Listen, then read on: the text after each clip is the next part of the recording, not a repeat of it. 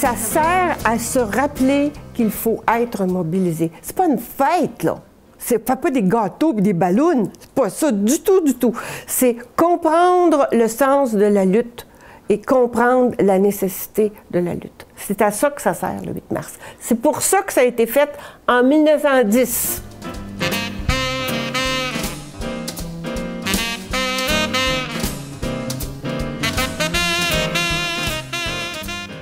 Au Québec, il y avait comme une opposition générale de la société. Le premier ministre était opposé.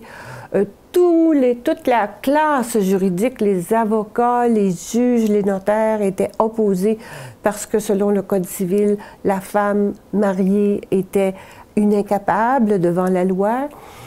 Les journalistes étaient opposés, l'Église était opposée, les évêques étaient opposés et même les femmes étaient opposées au droit de vote. Alors, c'était donc un mouvement d'un petit groupe de femmes qui se sont mobilisées et qui ont été persévérantes et qui ont maintenu cette revendication-là au Parlement de Québec tous les ans à partir de 1928. Et puis, ça a pris du temps avant de l'obtenir en 1940. Depuis 1903, Marie-Gérin Lajoie se travaillait pour changer le Code civil, pour transformer la situation des épouses, pour qu'elles aient le droit de faire des gestes civils, signer un bail, avoir un héritage, acheter une propriété, vendre une propriété, etc., etc. Les femmes ne pouvaient rien faire. Et finalement, c'est seulement lorsque la première députée, Claire Kirkland-Casgrain, a été élue. Elle est entrée à l'Assemblée nationale avec l'idée qu'il fallait absolument changer cette loi-là. Elle a mis des avocats en comité pour faire ça et ils ont abouti à une nouvelle loi qui était la loi 16 en 1964 qui a aboli la subordination civile des femmes dans le mariage.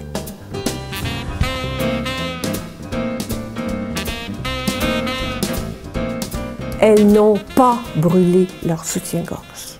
C'est une légende urbaine qui vient d'une manchette d'un journal américain en 1967 qui disait « Feminist will burn bra ». Will burn bra. Puis ça s'est répandu comme une traînée de poudre. Et ce sont ces féministes-là qui mettent sur la place publique de nouveaux problèmes dont personne, aucune féministe n'avait parlé auparavant.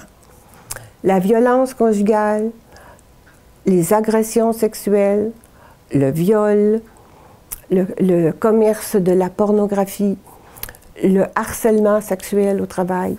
Jamais les féministes n'avaient parlé de ça. Quand Marc Lépine arrive à l'école polytechnique, puis il dit aux filles qui sont dans la classe, vous êtes une bande de féministes. Les filles disent, hey, on n'est pas féministes, on est juste des filles qui veulent être ingénieurs. Mais pour beaucoup de monde, c'est menaçant. Alors, l'antiféminisme est apparu aussi à ce moment-là.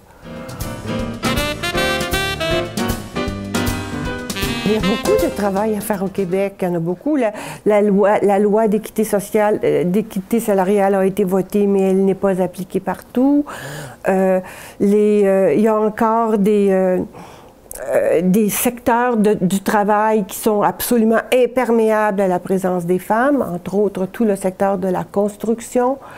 On sait que les femmes ont beaucoup de mal à percer dans des hautes sphères de l'administration.